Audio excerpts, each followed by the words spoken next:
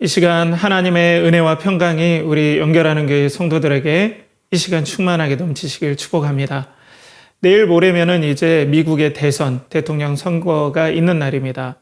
초미의 관심사죠. 우리나라도 그렇고 또 세계의 모든 이목들이, 다른 나라 선거들도 중요하지만은 가장 중요한 선거가 바로 미국 대선이라고 생각이 돼요.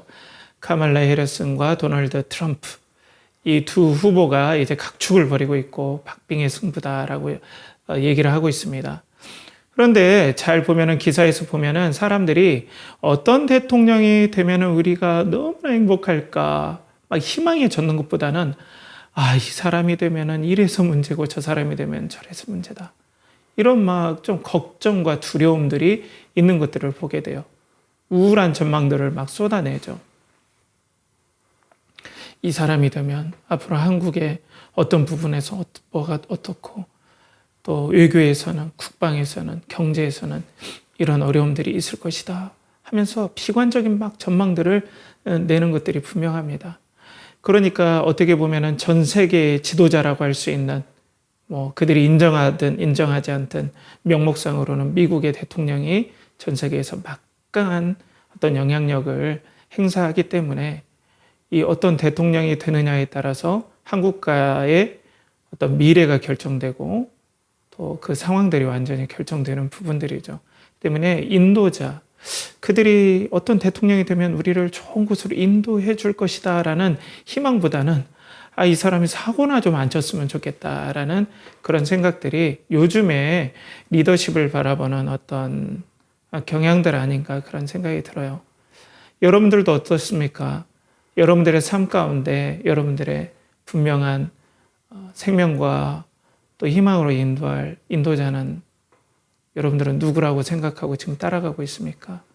정말 우리를 이 두려운 세상들, 또 잠시 발을 헛디디면 금방이라도 낭떠러지로 떨어져 버릴 것 같은, 그리고 주위를 살펴보면 수많은 암초들이 있고, 또 마치 지뢰밭을 걷는데 우리에게 지뢰가 없는 곳을 따라서 인도해 줄 인도자가 없는 것 같고, 매번 우리는 발을 내디딜 때마다 터지지 않을까 불안해하는 이 세상 가운데서 여러분들을 진정으로 인도할 그 인도자는 여러분들은 누구로 생각하고 따르고 있습니까?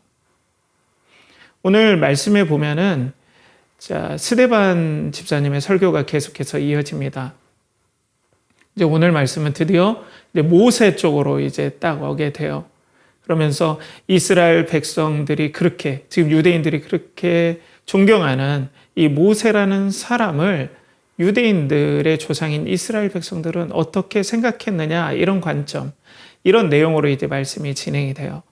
자, 오늘 본문 17에서 19절 말씀은 하나님이 아브라함에게 약속하신 때가 가까움에 이스라엘 백성이 애굽에서 번성하여 많아졌더니 요셉을 알지 못하는 새 임금이 애굽 왕위에 오르매 그가 우리 족속에게 교활한 방법을 써서 조상들을 괴롭게 하여 그 어린 아이들을 내버려 살지 못하게 하려 할세. 자, 오늘 말씀에 하나님의 약속하신 때 아브라함에게 이 가나안 땅을 주시고 너의 그 후손들이 400년 동안 애굽에서 종살이 할 거다, 그런 약속하신 때가 이제 다 차가니까 하나님께서도 인도할 어떠한 움직임을 보이시기 시작하셨다. 그런데 그 시작이 어떤 때냐? 갑자기 요셉이 알지 못하는 새 임금이 나타나서 교활한 방법을 써서 이스라엘 백성들을, 그러니까 남자아이들을 계속 죽이는 그런 비참하고 참혹한 일들을 이제 이집트의 애굽 왕이 그렇게 행하죠. 참 그런 것 같습니다. 조금 말씀의 맥락과는 벗어난 일이지만 우리에게 좋은 일이 오고 하나님의 인도하심이 있고 하나님의 은혜의 때가 가까울수록 우리 주변 환경은 때로는 너무나 극단으로 치달을 때도 있다는 겁니다. 그렇지만 여러분들 용기를 내십시오.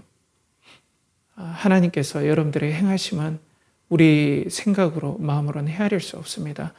비록 여러분들이 너무나 불안과 또 주변 환경이 마치 태풍이 휩쓸고 가는 바닥처럼 널뛰고 있을지라도 하나님의 약속하신 때가 가까울 수도 있습니다. 그런 용기를 잃지 마시고 여러분들 직장에서나 준비하시는 것이나 또 학생들은 수능이라든지 또 공부함에 있어서 또 성장함에 있어서 하나님의 은혜와 평강이 여러분들과 함께하길 축복합니다. 자, 이스라엘 백성들이 약속하신 때가 가까웠는데 고난이 더 증폭됐다는 것이죠.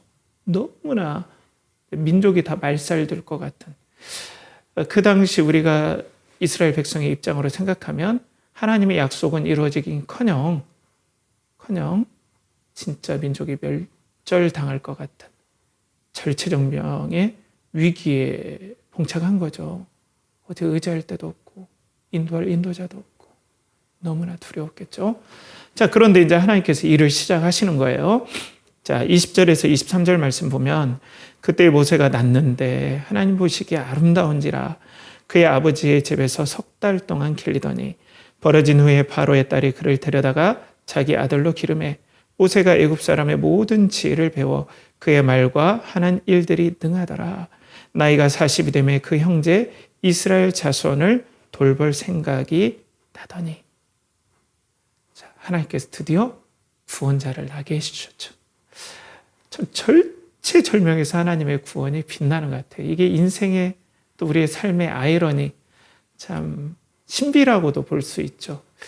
절체절명의 순간에 하나님께서 구원자를 낳게 합니다. 모세를 낳게 한 다음에 그 당시 남자아이는 다 죽여야 되는데 부모가 얘는 딱 보니까 뭔가 심상치 않아요. 아름다워 보였어요. 하나님의 은혜가 있는 아이. 뭔가 하나님의 은혜가 있을 것 같다. 비범하다. 이런 느낌을 받았던 것 같아요. 그렇기 때문에 길리운 다음에 나중에 갈대 상자에 떠널려 보내죠. 그랬더니 모세의 딸이 바로의 딸이 이 모세를 보고 자기 양자로 삼아서 그 애굽에서 엄청난 당시에 여러분들 애굽은 이집트는 우리가 그 피타고라스 알잖아요. 그 피타고라스가 이집트에서 수학을 배웠다라는 그런 말이 있을 정도예요. 그렇게 수학이 발전된 곳이었어요. 이 이집트라는 곳은 학문이 발전돼 있고 그러니까 왕에 대한 어떤 제왕학 나라를 다스리는 어떤 리더십에 대한 교육도 아주 수천 년간 이어오는 어떤 지혜가 있을 것이고 또 여러 가지 수학이라든지 철학 깊은 그러니까 리더로서 한 민족을 이끌기에 하나님께서 물에서 건져내서 모세를 엄청난 사람으로 그렇기 때문에 당시 랍비들은 이 모세를 거의 천재 아니면은 새로운 학문을 창시할 정도로 위대한 사람 이런 정도로 봤다고 그래요. 그러니까 이 이스라엘 민족에게 또 그 당시 이 당시 예수님 당시에 스데반 집사님 당시에 유대인들은 이 모세는 거의 범접할 수 없는 최고의 지도자였죠.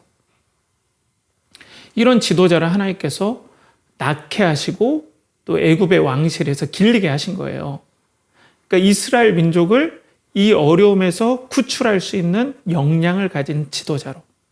그리고 감사하게도 이 사람이 자기 어머니를 유모로 두게 되는 축복이 있어서 아마 민족적인 교육들을 받았던 것 같아요. 그렇기 때문에 이 민족이 하나님께서 때가 되면은 400년의 때가 되면은 하나님께서 구원자를 보내셔서 분명히 인도하실 텐데 그게 바로 나구나라는 어떤 자각이 있지 않았을까. 우리는 말씀을 통해서 어느 정도는 유추해 볼 수 있죠. 이런 훌륭한 지도자를 하나님께서 이제 기르시고 또 택하셨던 것들을 보여줘요. 그래서 이제 자기 민족을 불쌍히 여기는 마음을 이제 모세가 가지면서 이제 이 나라, 그러니까 이 유대인들, 이스라엘 민족들을 구원할 것들에 대해서 고민하게 되는 거죠. 그래서 이제 이 사람이 모세가 직접적으로 이제 액션을 하는 거예요. 행동을 하는 거예요. 자, 그런데 이제 일이 터지는 거예요. 24절에서 28절 오늘 본문 말씀에 보면 한 사람이 원통한 일 당함을 보고 보호하여 압제받는 자를 위하여 원수를 갚아 애굽 사람을 쳐 죽이니라. 그는 그 형제들이 하나님께서 자기의 손을 통하여 구원해 주시는 것을 깨달으리라고 생각하였으나 그들이 깨닫지 못하였더라. 이튿날 이스라엘 사람끼리 싸울 때에 모세가 와서 화해시키라 하여 이르되 너희는 형제인데 어찌 서로 해치느냐 하니 그 동물을 해치는 사람이 모세를 밀어뜨려 이르되 누가 너를 관리와 재판장으로 우리 위에 세웠느냐. 내가 어제는 애굽 사람을 죽인과 같이 또 나를 죽이려느냐 하니. 이스라엘 백성들이 압제받는 것을 보고 또 애굽 사람이 이스라엘 사람을 엄청나게 죽이려고 했나 봐요. 그런 정황을 보면은. 그러니까 모세가 의분에 못 이겨서 그 애굽 사람을 쳐서 죽이죠. 그러면서 내가 이스라엘 백성들을 구원할 지도자로 하나님께 나를 세웠다. 그리고 이렇게 액션을 취하고 이런 역량이 있는 나를 보면은 이스라엘 백성이 하나님께서 모세를 통해서 이 400년 종살이의 구원을 이루실 거라는 걸 깨닫기를 기대했는데 깨닫습니까? 못 깨닫습니까? 깨닫지 못해요. 그리고 서로 싸울 때 이스라엘 백성들이 서로 싸울 때 모세가 그걸 중재하려고 하니까 밀어뜨리면서 누가 너를 관리와 재판장으로 세웠느냐. 이 말을 조금 요즘 말로 하면 누가 리더와 그리고 왕 같은 우리 이스라엘 백성을 구원할 구원자로 누가 너를 택했느냐. 우리는 인정할 수 없다. 너는 왕궁에서 애굽 교육받고 말이야. 호요시 가다가 이제 우리의 구원자라고 나타났냐. 우리는 인정할 수 없다. 그리고 어차피 구원할 수도 없다. 어떻게 우리가 이 이집트에서 우리가 빠져나갈 수 있냐. 그냥 우리의 이 노역이나 좀 줄고 이 노예 생활이 조금 편해지면 모를까. 그런 구원이라는 건 없고 또 네가 리더랍시고 또 구원자랍시고 나왔는데 구원 그런 일은 없어. 라고 배척했다라는 것들을 보여줘요. 그러니까 오늘 말씀은 뭐냐면 하나님께서 너희들이 지금 자랑하는 스데반 집사님이 표현하기로 너희들이 이렇게 자랑하는 모세를 너희 조상 이스라엘 백성들이 거부했다. 깨닫지 못했다.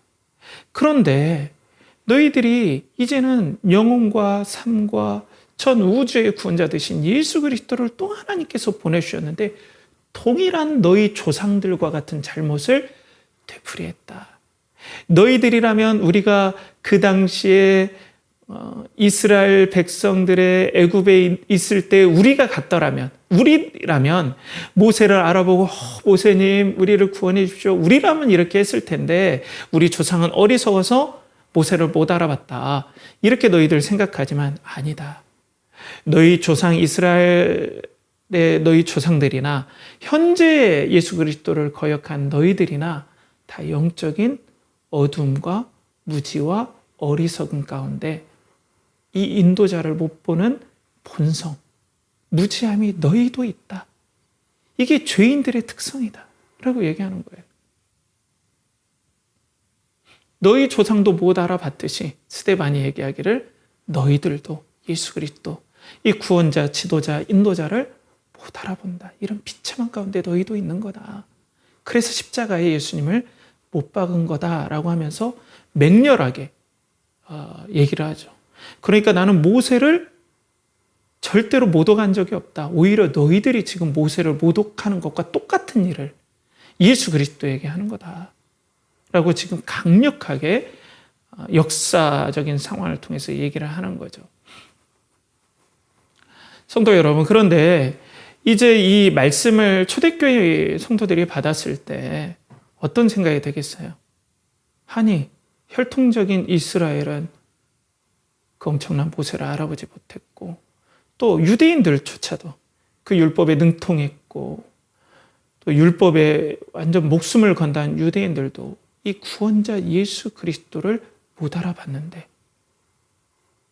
그 말씀에 함께했던 예배에 함께했던 성도들은 이 말씀을 가지고 예배드리는 이 성도들은 나는 예수 그리스도가 구원자인 게 믿어지는데 이분이 나의 생명이고 성령께서 나에게 임하시는 게 믿어지는데 이 은혜가 무슨 은혜인가? 이게 웬 은혜인가? 웬 사랑인가? 내가 이런 은혜를 받아도 되는가? 이런 감격에 오히려 젖었을 것 같아요. 하나님의 은혜로 이 쓸데없는 자 왜 구속하여 주는지 나는 알 수 없다. 자, 그런데 이 성도들의 당시 초대교회의 환경은 로마가 지배하는 1세기 환경이라고 우리는 볼 수 있죠. 1, 2세기 정도. 그런데 그 이필찬 교수님의 요한계시록 어떻게 읽을 것인가 참 귀한 책이죠. 참 좋은 책입니다. 근데 이 책에서 보면은 당시 이 로마가 현대의 어떤 상황과 비슷하냐면 타락한 상업주의 자본주의와 비슷했다라고 이필찬 교수님은 그렇게 얘기를 해요. 타락한 상업주의 그리고 자본주의와 비슷하다. 쉽게 얘기해서 완전히 배금주의 사상, 돈이 최고다. 이런 상황과 흡사 비슷한데 그게 옷만 갈아입어서 로마는 그런 모습으로 나타나고 현재는 더욱더 리얼하게 그렇게 나타났다. 현재는. 그러니까 로마도 제국주의의 모습만 했을 뿐이지 실상을 보면은 로마의 황제는 자기가 목자라고 했어요. 내가 인도자다. 어떤 인도자냐? 너희들이 참으로 행복하고 편안히 살 수 있는 돈으로 이끌어주는 내가 목자가 된다. 인도자가 된다. 이런 세상 가운데 살았는데 이런 세상 가운데 교회가 포위된 상황이었어요. 당시로 말하면. 그러니까 교회에서 진정한 희망, 우리의 인도자는 예수 그리스도라고 붙잡기에는 너무 사회적인 분위기가 지금으로 얘기하면 돈이 최고. 그러니까 로마 황제를 따라가야 인생 편하게 잘 먹고 잘 쓸 수 있고 요즘으로 얘기하면 너의 경제적 자유를 누리고 너 자신을 찾을 수 있다. 로마 황제를 우리가 섬기면 로마 황제를 우리가 숭배하면 그 황제는 우리에게 돈을 줄 것이다. 진정한 인도자 된다. 우리의 목자 된다. 이런 사회적인 분위기가 팽배했었다는 거예요. 숨 막힐 정도로 그런 사회적인 공기가 꽉 차 있었다는 거예요. 미세먼지가 우리의 대기를 덮듯이. 교회가 거기에 포위된 상황인데 이 말씀을 들은 가난한 우리 초대교회 성도들은 어디 하나 의지할 데가 어디 있습니까? 천민들도 있고 노예들도 있고 성도들 가운데. 당시 천민들은 어떻습니까? 사람의 인격적인 가치도 부여하지 않았거든요. 물론 노예가 돈을 많이 벌면은 그 노예직을 벗어날 수도 있었지만 대부분의 사람들은 정말 비참하게 살아갔죠. 아무런 희망이 없는데 희망이 뭡니까? 돈이에요. 돈이 있으면 내가 자유를 얻어요. 지금도 돈이 있으면 너의 삶의 자유, 경제적인 자유를 얘기하잖아요. 그 당시에도 신분의 자유, 너의 삶이 해방을 맞이하고 그것들의 해방을 줄 수 있는 지도자와 인도자는 바로 로마 황제다. 이런 분위기 가운데 사는데 성도들은 나의 인도자는 예수 그리스도이신 게 믿어졌다라는 거예요.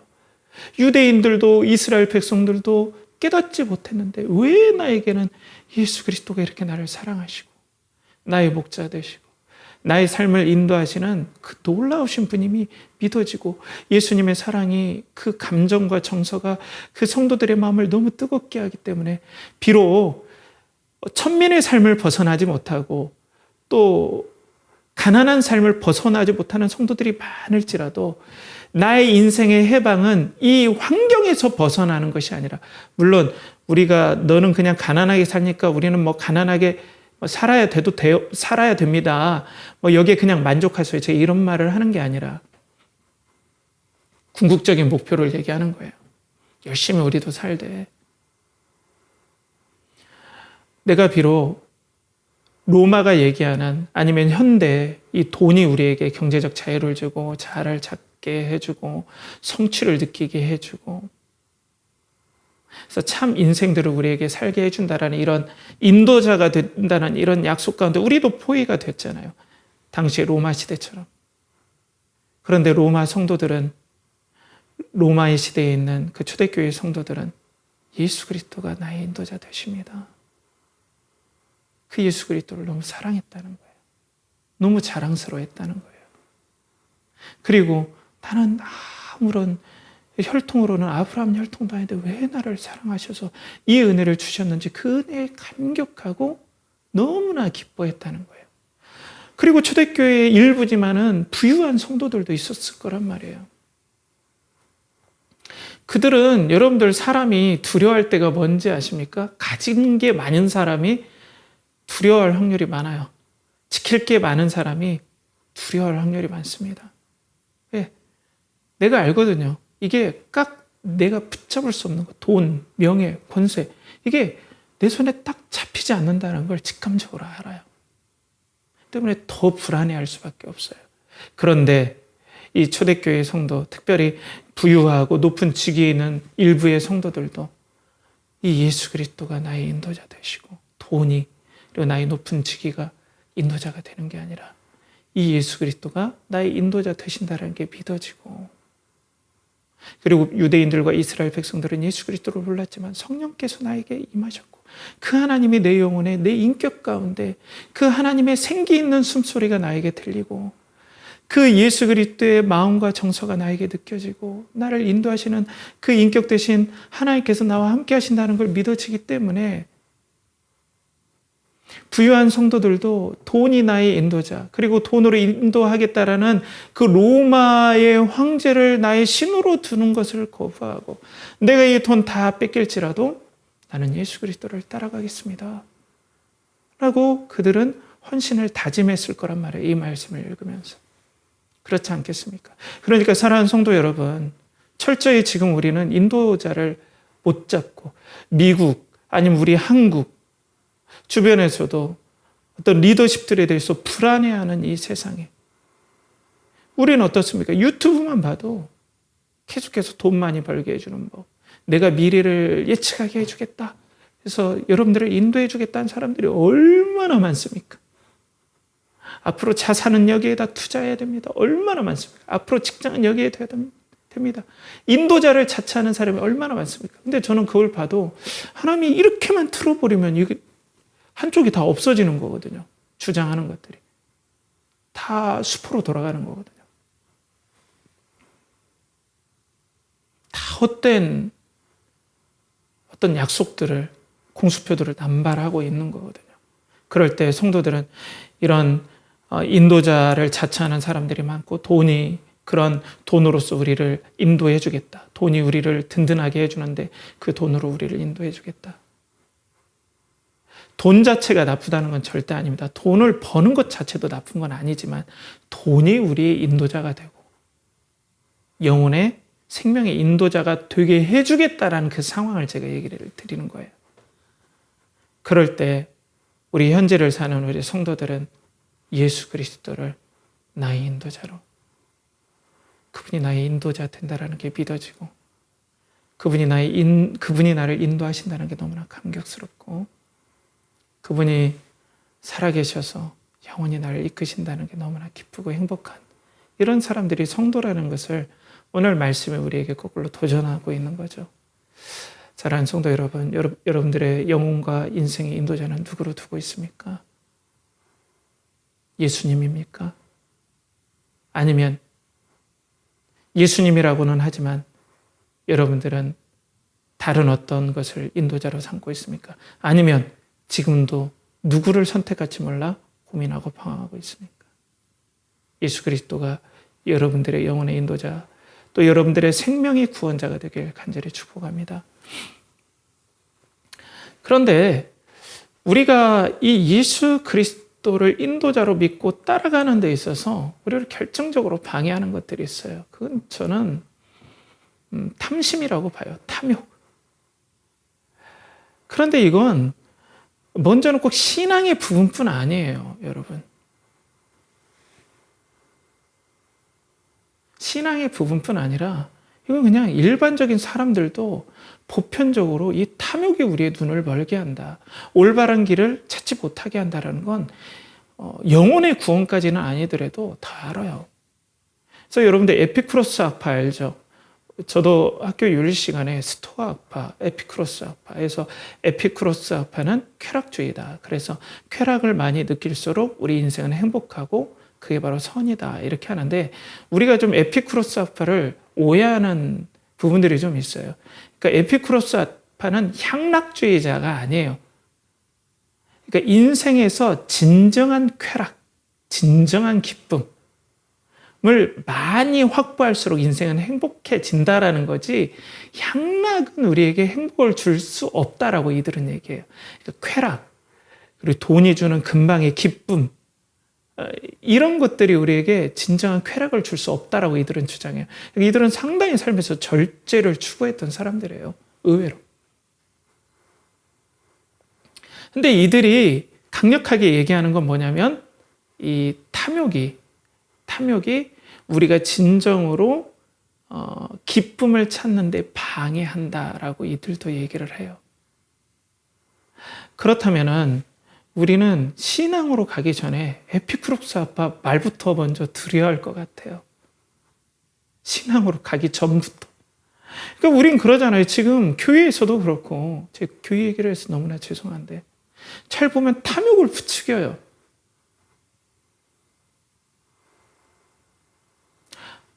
탐욕을 은근히 자극해요.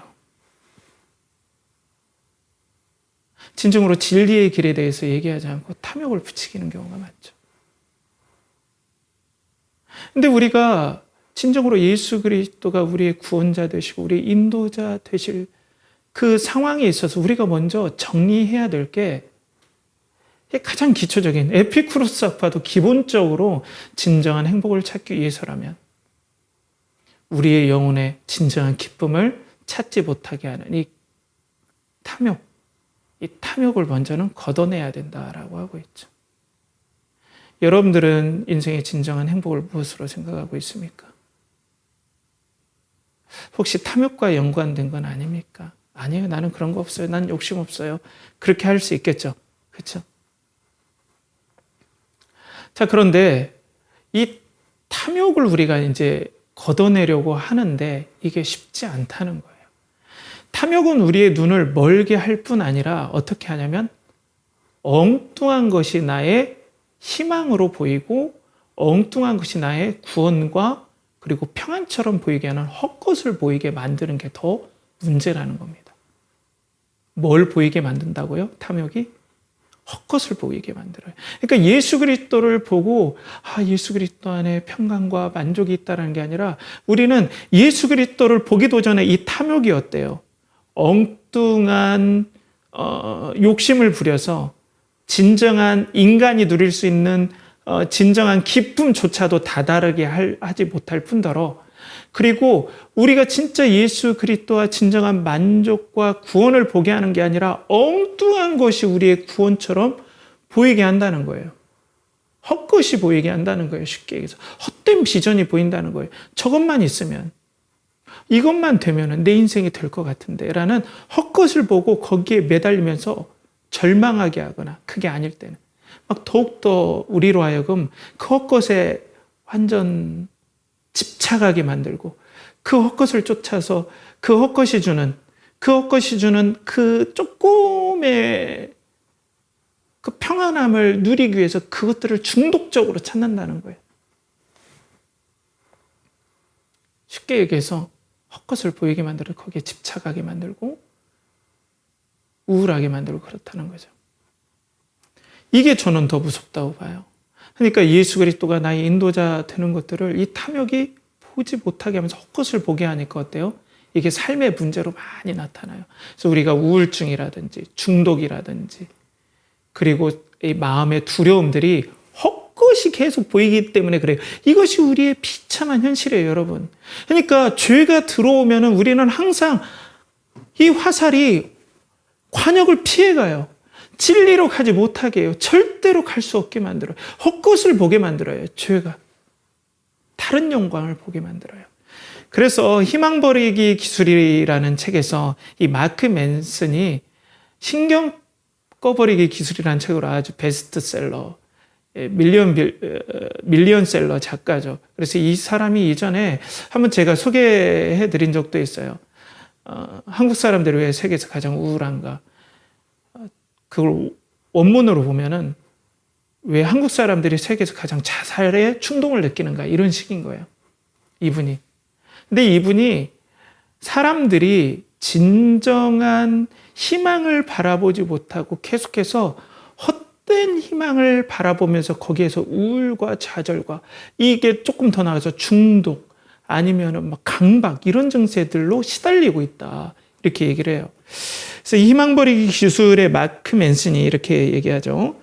우울증은 희망의 위기이며 무의미한 미래에 대한 믿음이다.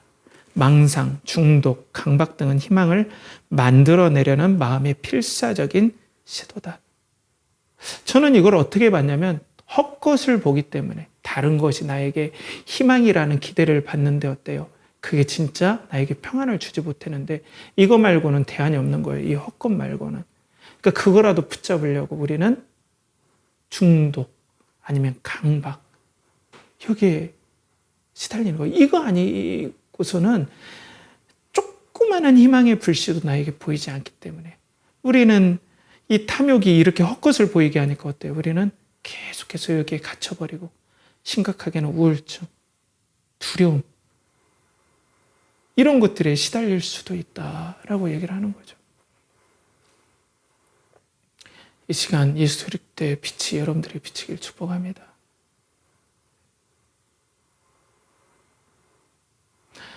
그리고 더 우리에게 이제 혼란스럽게 만드는 건 이 탐욕이 종교적인 어떤 이미지나 상징과 섞여버리면 이건 답이 없습니다, 여러분. 이 탐욕이 뭐와 섞이면요?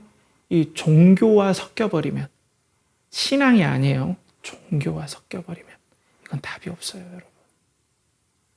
마치 내가 탐욕을 숭상하는 것이 신앙인인 양 완전 섞어버리면 앞전에서 제가 말씀드렸지만은 그러니까 이 탐욕을 부추기는 종교적인 여러 가지 교회에서도 너 예수 잘 믿으면 이 어려움에서 바로 벗어날 거야.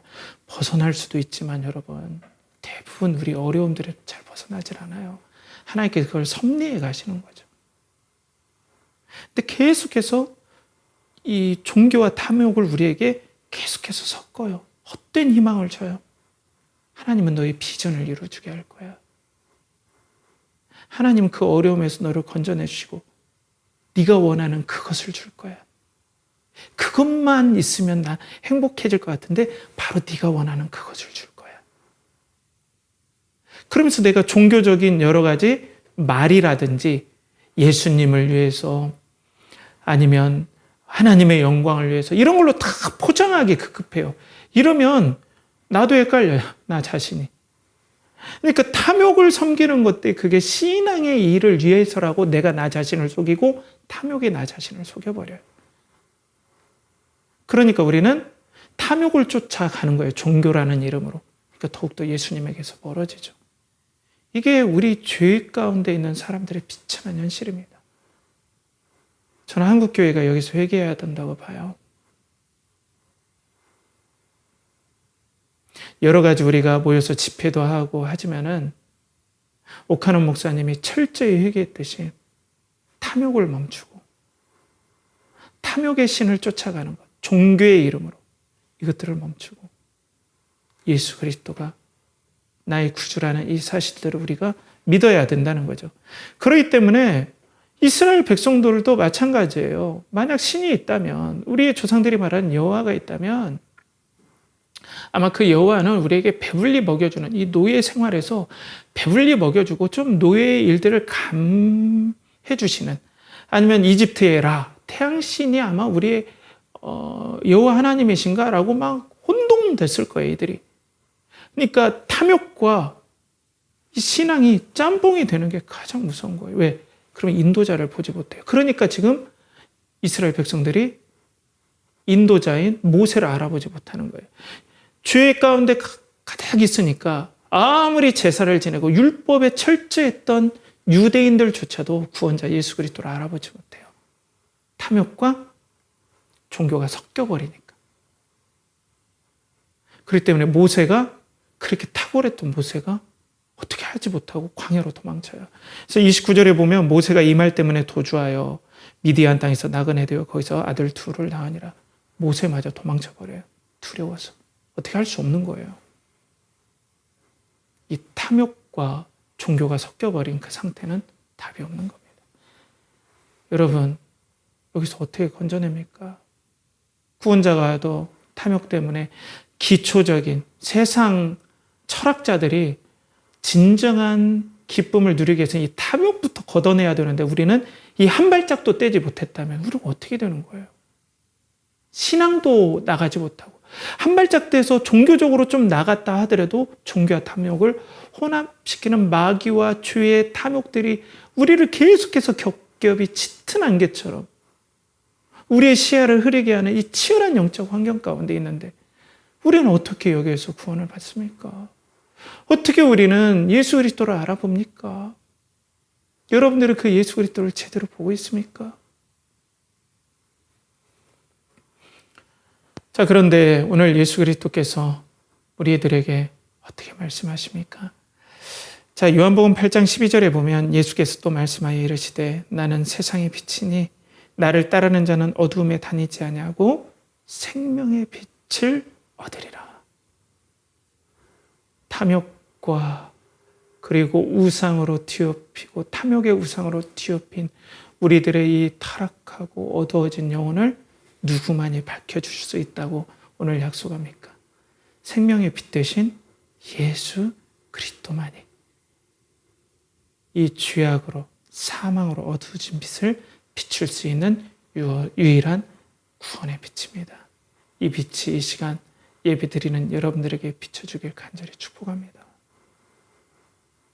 이 빛만이 그래서 소망입니다. 이 빛이 비춰질 때 나의 탐욕이 드러나요. 이 빛이 비춰질 때 내가 헛것을 봤던 것들을 깜짝 놀라서 다른 곳으로 가게 되죠. 이 빛이 세상의 모든 죄악된 것들을 다 드러내버려요. 이 예수님의 빛만. 이 빛이 내가 탐심으로 섬겼던 이게 하나님의 영광과 또 예수 그리스도를 위함이라고 얘기했던 모든 것들이 우상을 섬겼던 것이라는 것을 예수님의 생명의 빛이 드러내버린다는 거예요. 그럼 어떻게 드러내 주실까요? 어떻게 예수님은 이런 일들을 해 나가실까요? 그건 바로 복음의 대언의 역사입니다. 뭐라고요? 복음의 대언, 대신 말씀하게 해주시는 역사예요. 저도 요즘 에스겔 말씀을 읽는데 그 에스겔이 환상을 보죠. 마른 뼈의 환상을 봐요. 탐욕으로서 우상을 섬기면서 아브라함의 후손들이지만은 또 이스라엘 애굽 땅에서 범했던 그 죄악으로 인해서 눈이 멀었던 태도들을 또 계속해서 범하는 성전에다가 아세라와 바알 신상을 세워놓고 이게 여호와라고 이 종교가 완전히 섞여버린 거예요. 그러니까 자기는 열심히 하나님께 제사 드리고 예배 드렸다고 하지만 우상을 섬긴 걸 몰라요. 그걸 지적한 선지자들을 다 죽였던 그 유대인들, 마른 뼈와 같은 유대인들, 탐욕의 어두움에 다 죽어버리고 사망의 그늘에 앉아있는 유대인들을 향해서 이스라엘 백성들을 향해서 하나님께서 뭐라고 말씀하십니까? 에스겔에게 이렇게 말씀하십니다.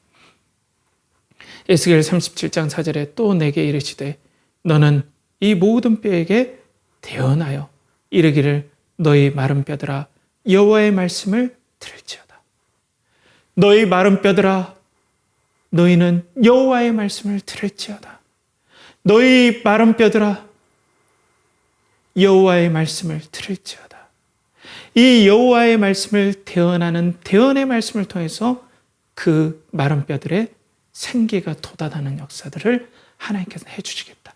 곧 탐욕의 신으로부터 그 어떤 인간의 지혜로도 이 탐욕을 이겨낼 수 없고 구원자 되신 예수 그리스도를 분별해낼 수 없는데 하나님께서 대언해 주시는 복음의 말씀을 통하여서 이 마른 뼈에 우리 영혼의 탐욕으로 말라버리고 생기가 없어지고 죄악이 판치는 우리 영혼 가운데 생기를 돋아나게 해주시겠다. 그러면 이 대언의 말씀이 어디에서 선포됩니까, 여러분? 바로 우리의 공동체인 교회에서 선포됩니다. 세상 어디에 나가보십시오. 이 대언의 말씀이 어디에서 선포됩니까, 여러분? 학교에서 선포됩니까? 여러분들의 직장에서 선포됩니까? 여러분들의 친구에서 선포됩니까? 아닙니다. 그러면 교회에서 선포됩니까? 예, 교회에서 선포됩니다. 그런데 어디서 선포됩니까? 예수 그리스도에게 붙잡히고 다른 탐욕들을 계속해서 자극하는 것이 아니라 예수 그리스도가 생명의 비침을 목숨 걸고 대언하는 공동체에서 하나님은 그 공동체의 대언의 말씀을 통하여서 우리들의 마른 뼈에 생기가 돋아나게 하는 역사들을 이루어지게 하겠다라고 오늘 약속하고 있는 것입니다. 그 말씀이 바라옵고 하나님께로는 우리 연결하는 교회에 이루어지고 또 성취되길 간절히 축복하고 원합니다. 여러분들의 영혼에 그 마른 뼈에 생기가 돋아나는 이 예수 그리스도의 대언의 말씀, 마른 뼈에 생기가 임할지어다라고 말씀하시는 그 대언의 말씀 속에 여러분들의 그 탐욕의 눈이 딱 벗어지고 여러분들이 뭐 다른 사람처럼 향락주의자라는 것이 아니라 모든 사람들이 탐욕 때문에 예수 그리스도를 못 보는 이 상황에서 성령의 빛이, 생명의 빛이 우리 가운데 임하여서 예수 그리스도가 나의 구원자임이 밝히 보이고 초대교회의 성도들이 감격했고 예수님이 나의 선하신 목자구나. 이 예수님만 따라가면 되겠네. 이 예수 그리스도만 내가 따라가리라. 무화과 나무 잎이 마르고 포도 열매가 그치고 감람나무 열매 그치고 외양간에 쇠가 없을지라도 나는 여호와로 기뻐하며 나의 구원의 하나님으로 인하여 즐거워하리로다. 그런 것도 없을지라도 예수 그리스도가 나의 구원자 되시는구나. 이 예수님만 따라가면 내 영혼의 길을 잃지 않겠다. 이런 강력한 은혜들이 우리 연결하는 교회에 임해야 된다는 거죠. 그런 은혜가 이 시간 여러분들에게 있길 축복합니다. 저는 그렇기 때문에 하나님께서 저에게 허락하신다면 오늘도 허허벌판에 아무것도 자라지 않는 황량한 광야일지라도 오늘도 은혜의 복음의 씨앗을 매일매일 100개를 심는 마음으로, 그래서 그게 싹이 나면 해충이 먹고 또 다람쥐들이 갉아먹어서 또 아무것도 나지 않을지라도 하나님께서 이 교회라는 공동체에서 대언의 말씀을 통해서 내가 탐욕을 걷어내고 예수 그리스도의 생명의 빛을 비추게 할 거야 라는 이 약속을 의지하며 우리 연결하는 교회는 이 복음을 여러분들에게 계속해서 전할 것입니다. 그렇기 때문에 생명의 빛이 여러분들에게 비춰지길 간절히 이 시간 축복합니다. 반드시 하나님께서는 그 일을 여러분들에게 이뤄주실 거예요. 그렇다면 여러분들, 사랑하는 우리 연결하는 교회 성도 여러분,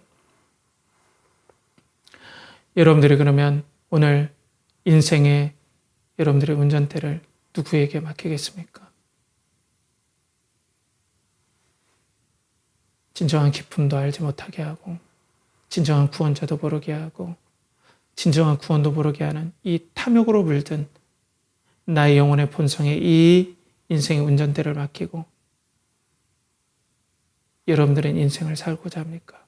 아니면 진정한 진리의 빛을 여러분들에게 비춰주셔서 여러분들을 인도하시는 일에 목숨을 걸고 생명을 아끼지 아니하신 이 예수 그리스도의 인도하심에 따라 여러분들은 따라가기를 원합니까? 진정한 목자 되신 예수 그리스도가 오늘 여러분들을 인도하시길 원합니다. 이 예수 그리스도는 여러분들을 인도하시기 위해서 생명을 거신 분입니다. 이 예수 그리스도는 영원히 우리 하나님이시니 죽을 때까지 우리를 인도하실 줄 믿습니다. 이 예수 그리스도는 절대 거짓말을 하지 않는 분이기 때문에 거룩하신 우리 주님이시기 때문에 우리를 끝까지 인도하실 것입니다. 이 예수 그리스도는 절대로 자신의 욕심을 위해서 우리를 이용하시는 분이 아니라 우리의 유익을 위해서라면 십자가에서 자기의 피를 쏟으신 생명의 주님, 사랑의 주님이십니다. 이 예수님께 여러분들의 인생의 손잡이를 맡겨봅시다. 진정한 기쁨을 넘어서 진정한 구원과 생명을 이 예수 그리스도에게 붙잡기에 여러분들 오늘도 인생의 모든 주권을 여러분들에게 예수 그리스도에게 맡겨봅시다. 그리고 탐욕과 종교로 혼합된 모든 것들에 여러분들에게 예수 그리스도의 생명의 빛이 비춰져서 예수 그리스도를 믿는 그 은혜의 역사들이 여러분들의 영혼과 삶과 모든 것에 부어지길 시간 간절히 축복합니다. 함께 기도하겠습니다. 하나님 아버지, 오늘도 인도자를 모르고 방황하는 우리들, 탐욕은 진정한 기쁨도 알지 못하게 할 뿐더러 우리에게 헛것이 보이게 하고, 또 종교와 또 탐욕을 혼합시켜서 진정한 구원자를 보지 못하게 하는 비참한 상황 가운데 뒤엉게 하시는 하나님의 은혜의 복음의 역사를 통하여서 우리에게 생명의 빛을 비춰줘서 예수 그리스도를 보게 하는 은혜의 역사가 지금 이 시간 연결하는 교회에 부어지게 하시고, 그들의 영혼 가운데 생기야 돋아나라는 예수 그리스도의 영혼의 외침이 이 시간 우리 영혼 가운데 빛을 비춰주게 하여 주셔서 우리의 생명에 살아나는 복된 역사가 이 시간과 이후에 계속해서 일어나게 하여 주시옵소서. 이를 간절히 바라옵고 원하며 이제는 우리 주 예수 그리스도의 은혜와 하나님의 극진하신 사랑과 성령의 내주 교통하심이 오늘도 생명의 빛 되신 예수 그리스도께서 교회 가운데 생기야 그 마른 뼈 가운데 임할지어다라고 말씀하시는 그 놀라운 선포 가운데 생기가 살아나고 생명이 살아나고 탐욕에서 모든 더러운 것들이 벗겨져서 예수 그리스도를 구원자와 인도자로 밝히 보고 그 예수 그리스도를 따라가길 원하는 사랑하는 연결하는 교회 성도들과 예배자들과 그리고 그들의 모든 하는 일과 그리고 직장과 그리고 가정과 드린 모든 것에 준비하는 모든 것에 이제로부터 영원토록 함께 하시기를 간절히 축원하옵나이다. 아멘.